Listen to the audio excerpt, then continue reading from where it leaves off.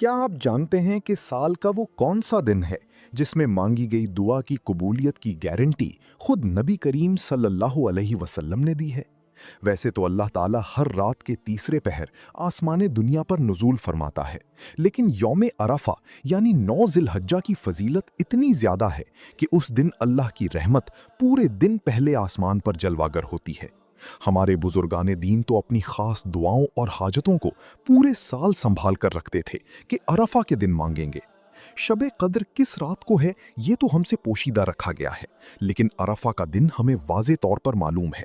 खास तौर पर इस दिन असर से लेकर मगरिब तक का वक्त इंतहाई कीमती है। हमारे प्यारे आका सल्लल्लाहु अलैहि वसल्लम ने इरशाद फरमाया कि अरफा के दिन की सबसे बेहतरीन दुआ जो मैंने और मुझसे पहले नबियों ने मांगी वो दुआ है, ला इलाहा इल्लल्लाहु वहदहु ला शरीका लह, लहुल मुल्कु व लहुल हम्द व हुवा अला कुल्लि शैइन कदीर। आज इस तस्बीह को कसरत से पढ़ें और जितनी दुआएं मांग सकते हैं मांगें। आज अल्लाह की रहमत दिल खोलकर बरस रही है। बस एक सच्ची तड़प, खुलूस और यकीनी कामिल की जरूरत है। इंशाअल्लाह वो आज अपने दर से किसी को खाली नहीं लौटाएगा।